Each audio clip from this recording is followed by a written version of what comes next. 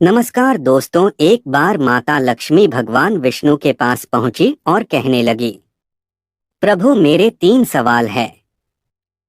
आपसे प्रार्थना है कि इन 3 प्रश्नों का उत्तर देकर कि मुझे संतुष्ट करने की कृपा करें।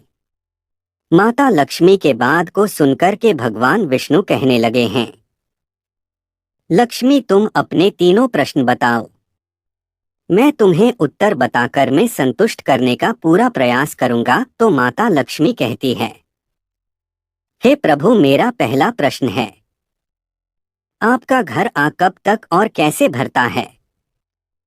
मेरा दूसरा प्रश्न है, 3 को किन परिस्थिति में श्रृंगार नहीं करना चाहिए।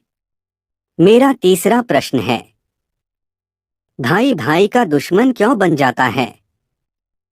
मित्रों, इस प्रकार माता लक्ष्मी के तीनों प्रश्नों को सुनकर के भगवान भी मैं तुम्हें एक छोटी सी कहानी सुनाता हूँ। यदि तुमने इस कहानी को बड़े ही ध्यान से सुना और पूरा सुना तो निश्चित ही तुम्हारे तीनों प्रश्नों के तुम्हें उत्तर मिल जाएंगे। उर्दू में पूरी तरह से संतुष्टि प्राप्त हो जाएगी। अब माता लक्ष्मी कहने लगी, प्रभु ठीक है, आप मुझे कहानी सुनाओ। मैं आपके द्वारा सुनाई गई कहानी को पूरी तरह मन से सुनूंगी और कहानी को पूरा सुनो। जब तक आपकी कहानी पूरी नहीं हो जाती तब तक मेरा मन किसी दूसरी जगह नहीं जाएगा। तो मित्रों चलिए सुनते हैं। भगवान विष्णु माता लक्ष्मी को किस प्रकार से ब्लू प्रश्नों का उत्तर एक कहानी के माध्यम से देते हैं। तो कहानी शुरू करने से आप सभी से अनुरोध है कि माता लक्ष्मी की तरह आप भी कहानी को पूरा सुने और हमारे चैनल को सब्सक्राइब अवश्य करें, जो कि आधी कहानी सुनने वालों को आधा अधूरा ही ज्ञान प्राप्त होता है, जो जीवन में कभी काम नहीं आता। अब इसको कहते हैं, लक्ष्मी एक गांव में 2 भाई रहते थे। कुछ दिनों के बाद में बड़ा भाई अपने पैसों के घमंड में अपनी पत्नी से दूर जाकर के रहने लगा। वह कभी पैसों के आगे अपनी पत्नी को ही नहीं बल्कि किसी को भी घास नहीं डालता था। वही छोटा भाई भले ही गरीब था, मगर अपने परिवार में पत्नी और बच्चों के साथ रहता था और भूखे प्यासे रह करके या उसे जो कुछ भी मिल जाता था उसे ही खा करके अपना गुजारा करता था। जहाँ बड़ा भाई बहुत अमीर था, वही छोटा भाई बहुत गरीब था। बड़े भाई के पास में धन दौलत सुख सुविधाओं की कोई कमी नहीं थी, उसके पास में सब कुछ था, परंतु छोटे भाई के पास खाने के लिए चावल तक नहीं। भी बड़ा भाई बहुत ही रहता था, लेकिन छोटा भाई बहुत ही दुखी रहता था। एक बार दिवाली का त्योहार आया तो बड़ा भाई बहुत ही प्यार से अपना त्योहार मना रहा था। वही छोटा भाई जिनके घर पर खाने के लिए चावल भी नहीं थे, तो छोटे भाई के बच्चे क्यों हार के दिन भूख से मरे जा रहे थे। उनकी आंखों से आंसू थमने का नाम नहीं ले रहे थे। अब जब छोटे भाई को बच्चों का रोना बर्दाश्त नहीं हुआ, वह अपने बड़े भाई के घर खाने के लिए कुछ अनाज मांगने गया, परंतु बड़े भाई ने अपमान करके अपनी छोटे भाई को वहां से भगा दिया। भगवान विष्णु कहते हैं, यह लक्ष्मी इस प्रकार छोटा भाई निराश हो करके रोते रोते घर वापस आ रहा था। तभी रास्ते में उसे एक बूढ़े व्यक्ति ने रोका, जिसके सामने एक लकड़ियों का गट्ठर पड़ा हुआ था। अब उस बूढ़े व्यक्ति ने उस गरीब व्यक्ति से पूछा, बेटा तुम क्यों रो रहे हो। फिर छोटे भाई ने बड़े भाई के द्वारा किए गए दुर्व्यवहार के बारे में उस व्यक्ति को सारी बात बताई। फिर दोस्त बूढ़े व्यक्ति ने उस छोटे गरीब व्यक्ति से कहा कि तुम एक काम करो, तुम मेरे घर यह लकड़ियों का गट्ठर जो मेरे सामने पड़ा है, इसे सर रखकर पहुंचा दो, तो मैं तुम्हें अमीर बनने का एक रास्ता बताऊंगा, जिससे तुम बहुत अमीर बन जाओगे। फिर तुम्हारे जीवन से हमेशा के लिए गरीबी चली जाएगी और तुम अपनी पत्नी और बच्चों के साथ में ही पूर्वक जीवन व्यतीत कर सकोगे। भगवान विष्णु कहते हैं, यह लक्ष्मी इस प्रकार छोटा भाई जो गरीब था उस बूढ़े व्यक्ति की बात को मान गया। फिर उसने बूढ़े व्यक्ति की लकड़ी इकट्ठा को उठाया और उसे लेकर के बूढ़े व्यक्ति के घर पहुंचा दिया। अब लकड़ियों का गट्ठर जब बूढ़े व्यक्ति के घर पहुंच गया तो लकड़ियों का गट्ठर पहुंचने के बाद में उस बूढ़े व्यक्ति ने उस गरीब भाई को एक मालपुआ दिया और कहा, मैं तुम्हें एक मालपुआ देता हूँ।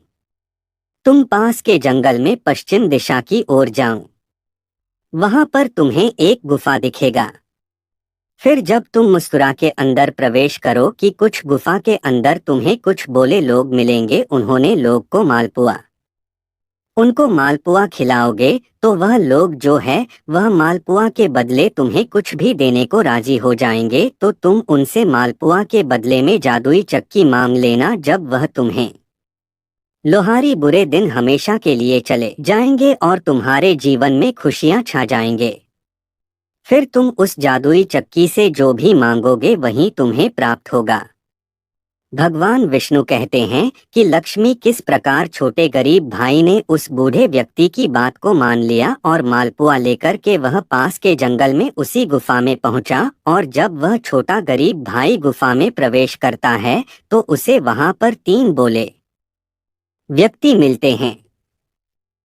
जब वह गरीब व्यक्ति उन तीनों बोने लोगों को वह मालपुआ खिलाता है तो उनमें से एक पूरा कहता है कि तुम्हारा मालपुआ खाकर हमारे मन को बहुत ही संतुष्टि मिली है। अब हम यह चाहते हैं तो मालपुआ के बदले में हमसे कुछ मांग लो, तुम जो भी मांगोगे हम तुम्हें वही देंगे। अब भगवान विष्णु कहते हैं कि लक्ष्मी फिर तो छोटे गरीब भाई ने उन तीनों बोलने से जादुई चक्की मांग ली। अब जादुई चक्की मांगे जाने पर एक अन्य व्यक्ति ने जादुई चक्की उस गरीब व्यक्ति को बेच कर दी और की भेंट करने के बाद कहा कि यह एक जादुई चक्की है, तुम इसे जो भी मांगोगे तुम्हें वही मिलेगा। तुम्हें जब भी किसी चीज की जरूरत हो इस चक्की को चलाना और उससे मांग लेना, और जब तुम्हारा मांग पूरी हो जाए तो चक्की को बंद कर देना और इसके ऊपर एक लाल कपड़ा डाल देना, जो कि तुम्हारे लाल कपड़े पड़ते ही यह चक्की बंद हो जाएगी। और जब तक लाल कपड़ा है इसके ऊपर नहीं पड़ेगा तब तक कि अपना काम करती रहेगी और तुम्हें कुछ ना कुछ देती रहेगी। भगवान विष्णु कहते हैं कि लक्ष्मी इस प्रकार उस पानी की बात को सुनने के बाद में वह गरीब व्यक्ति उस चक्की को लेकर अपने घर आ गया। घर पर आने के बाद में उस गरीब व्यक्ति ने सबसे पहले चक्की से कहा, है चक्की तू सबसे पहले मुझे चावल दे। तो उस गरीब व्यक्ति की बात को सुनते ही चक्की ने गरीब व्यक्ति के सामने घर पर चावलों का ढेर लगा दिया। और जब गरीब व्यक्ति के सामने चावलों का ढेर लग गया फिर उस व्यक्ति ने उस चक्की से दाल मांगी, मिर्च मसाले मांगे और भोजन पकाने का सारा सामान मांगा। वह गरीब व्यक्ति से जैसे जैसे सामान मांगता गया तुरंत ही उसके सामने वही सामान उपस्थित होता गया। फिर तो गरीब व्यक्ति सामान का ढेर देख करके बहुत ही खुश हुआ और उस रात उस गरीब व्यक्ति ने अपने पूरे परिवार के साथ में पेट भर के खाना खाया और फिर आराम से वह सभी सो गए। भगवान विष्णु कहते हैं यह लक्ष्मी उसके बचे हुए चावल और अनाज कालू को उस गरीब व्यक्ति ने सुबह जाकर के बाजार में बेच दिया, जिसके बदले में उसे कुछ काम भी मिले। अब तो चक्की से जो भी अनाज निकलता था वह गरीब व्यक्ति बाजार में भी चाहता था और इस प्रकार वह गरीब व्यक्ति धीरे धीरे पैसे वाला होने लगा। उसका सोया हुआ भाग्य जागने लगा और एक समय ऐसा आया है कि धीरे धीरे वह गरीब व्यक्ति बहुत ही अमीर बन गया, यानी अपने बड़े भाई से भी अमीर बन गया। अब उस गरीब व्यक्ति के चर्चाएं चारों तरफ बढ़ी शुरू से होने लगी कि भगवान जिसे देता है उसे छप्पर फाड़ कर देता है। देख लो इस गरीब व्यक्ति को रात ही रात में प्रभु ने कितना अमीर बना दिया। अब यह बात उड़ते उड़ते जब बड़े भाई के पास पहुंची, उसका छोटा भाई उससे भी ज्यादा अमीर बन चुका है। और उधर पड़ेगी पत्नी जो अपने घर पर रहती थी जब उसको भूख लगती थी। छोटा भाई अपने घर से बड़े भाई की पत्नी के लिए कुछ ना कुछ राशन अवश्य भेजता रहता था, जो कि बड़ा भाई अपनी पत्नी से दूर रहता था, जिससे वह ज्यादा दौलत कमा सके और दुनिया का सबसे बड़ा अमीर व्यक्ति बन सके। बड़े भाई की पत्नी की हालत को देख कर के छोटे भाई का हृदय पिघल जाता था और वह उसकी सेवा माँ के समान करता था। उधर वह बड़ा भाई मन में सब कुछ दिन पहले मेरा छोटा भाई मुझसे भीख मांगने आया था, मगर अचानक वह अमीर कैसे बन गया? इसके पीछे आखिर राज क्या है? अपने छोटे भाई की असलियत जानने के लिए वही छोटे भाई के घर में चुपचाप आकर छुप कर बैठ गया और वह उस राज को जानना चाह रहा था, जिसकी वजह से छोटा भाई रात की रात में अमीर बन गया। भगवान विष्णु कहते हैं कि लक्ष्मी छोटे भाई ने रात को चक्की से अनाज निकाला तो उसको अनाज निकालते हुए बड़े भाई ने चुपचाप चक्की की कमाल है, यह चक्की ही इसे सब कुछ दे रही है। इसकी वजह से मेरा छोटा भाई गरीब से अमीर हो गया। यदि ऐसा ही चलता रहा तो दुनिया में यह सबसे आदमी बन जाएगा, फिर मुझे कोई नहीं पूछेगा। और मन में सोचने लगा कि मैं इस चक्की को चुरा लूंगा और मैं फिर सबसे बड़ा आदमी बनूंगा। अब भगवान विष्णु कहते हैं कि लक्ष्मी इस प्रकार एक दिन ऐसा आया, छोटा भाई अपने परिवार के साथ कहीं बाहर गया हुआ था। मौका पाकर के बड़ा भाई उसके घर में घुसकर उस चक्की को चुरा ले गया और फिर उसने उस चक्की को ना ऊपर रखा और ना ऊपर रख बाद में दूसरे देश के लिए निकल पड़ा। और फिर अपनी पत्नी से कहा गया कि तुम चिंता मत करना, मैं बहुत जल्दी पैसे वाला बंद करके तुम्हें लेने के लिए आऊंगा, फिर हमेशा के लिए हम साथ साथ रहेंगे। थोड़े दिनों की बात है, तुम थोड़ी समय मेरा इंतजार और कर लो, फिर सारी समस्या तुम्हारी हमेशा के लिए समाप्त हो जाएगी। भगवान विष्णु कहते हैं, हे लक्ष्मी का बड़ा भाई जो था, जब उसने जादुई चक्की को ना ऊपर रखा तो उसे बर्दाश्त नहीं हुआ और उसने मन में विचार किया, मैं जादुई चक्की से अभी से मांगना प्रारंभ करता हूँ, जिससे बहुत जल्दी अमीर व्यक्ति बन सकूं। लालच के चक्कर में चक्की को बंद नहीं किया, यानी चक्की के ऊपर लाल कपड़ा नहीं डाला, जिससे चावल ज्यादा बन गया और नाव पानी में डूबने लगी और धीरे धीरे नाम चक्की सहित पानी में समा गई। उधर जब बड़े भाई की पत्नी को मालूम पड़ा कि मेरे पति की नाव समुद्र में डूब गई है, फिर तो एकदम से वह स्त्री अपना सब कुछ काम छोड़ छाड़ करके भागती हुई समुद्र के पास आती है और भगवान की प्रार्थना करने लगती है, क्योंकि वह एक पतिव्रता स्त्री थी, भगवान के पूजा पाठ में बहुत विश्वास करती थी। जब उसने भगवान का ध्यान किया तो भगवान शिव ने आकर उसे दर्शन दिए और भगवान शिव कहने लगे, मैं तुम्हारी साधना से बहुत ही खुश हूँ, बताओ तुम क्या चाहती हो, मुझे तुमने क्यों याद किया है? फिर तो मैं पतिव्रता स्त्री कहने लगी, प्रभु आप तो सब कुछ जानते हैं, आप तो घट घट के वासी हैं, एक पति के बिना पत्नी के जीवन में कोई अस्तित्व नहीं है, इसलिए मैं यह चाहती हूँ यदि वास्तव मेरी साधना से प्रसन्न है तो मेरे पति की नाव वापस ऊपर आ जाए। भगवान विष्णु कहते हैं, यह लक्ष्मी किस प्रकार शिव जी की कृपा से डूबी हुई नाव जल के ऊपर आ गई। अब तो उस स्त्री का पति जो घमंडी था, एकदम से यह नजारा देखकर आश्चर्यचकित होकर के अपनी पत्नी से कहने लगा कि तू यहाँ पर क्यों आई है?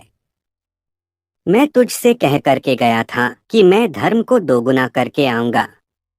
भगवान विष्णु कहते हैं कि लक्ष्मी फिर वह पतिव्रता स्त्री कहने लगी, क्या आज तुम्हारी जो जान है वह मेरी साधना की वजह से बची है?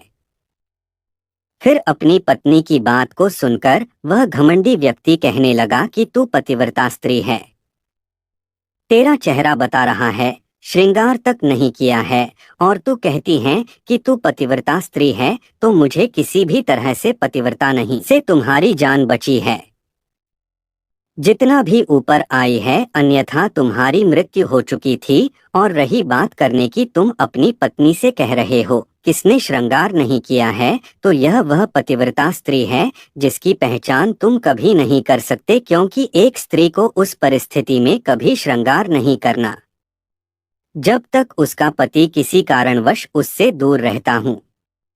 यदि किसी स्त्री का पति किसी कारण वह उससे दूर रहता है और उसकी पत्नी यदि श्रृंगार करती है तो उसका पतिव्रता के साथ ना कभी पूरी नहीं होती। उसके जीवन में कभी सुख की प्राप्ति नहीं होती। उसका जीवन हमेशा दुखों में ही कटता है।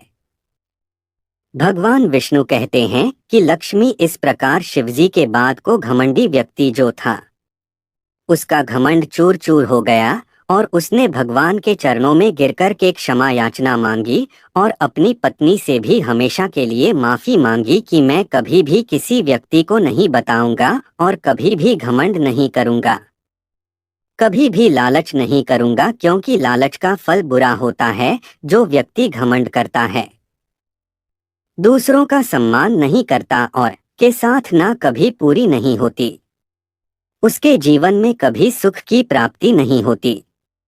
उसका जीवन हमेशा दुखों में ही कटता है। भगवान विष्णु कहते हैं कि लक्ष्मी इस प्रकार शिवजी के बाद को घमंडी व्यक्ति जो था, उसका घमंड चूर चूर हो गया और उसने भगवान के चरणों में गिरकर के क्षमा याचना मांगी और अपनी पत्नी से भी हमेशा के लिए माफी मांगी कि मैं कभी भी किसी व्यक्ति को नहीं बताऊंगा और कभी भी घमंड नहीं करूंगा, कभी भी लालच नहीं करूंगा, क्योंकि लालच का फल बुरा होता है। जो व्यक्ति घमंड करता है, दूसरों का सम्मान नहीं करता और हमेशा अपमान करता है, ऐसे व्यक्तियों का बाप का घर है, एक दिन जरूर करता है और जब वह पड़ता है तो इसी प्रकार नाव डूब जाती है और समुद्र में समा जाती है, जिससे उसका जीवन पूरी तरह से नष्ट हो जाता है। अब भगवान विष्णु कहते हैं कि लक्ष्मी, तुम्हारा पहला प्रश्न था कि आपका घर कब तक और कैसे भरता है, तो समझ लो व्यक्ति के अंदर जो घमंड होता, व्यक्ति को नष्ट कर देता है। वह कभी अच्छे काम नहीं करता, सारे बुरे काम करता है।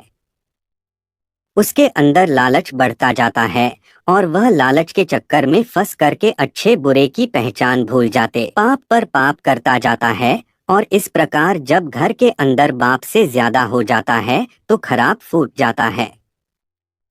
अब तुम्हारा दूसरा प्रश्न था कि स्त्री को किन परिस्थिति में श्रृंगार नहीं करना चाहिए, तो समझ लो यदि किसी स्त्री का पति किसी कारण बस उससे दूर रहता है, परिस्थिति में स्त्री को कभी श्रृंगार नहीं करना चाहिए, अन्यथा उसके जीवन में कभी सुख की प्राप्ति नहीं होती। उसका जीवन हमेशा दुखों से भरा रहता है। अब तुम्हारा तीसरा प्रश्न था कि भाई भाई का दुश्मन बन जाता है, तो समझ लो एक लालच की वजह से ही भाई भाई का दुश्मन बन जाता है।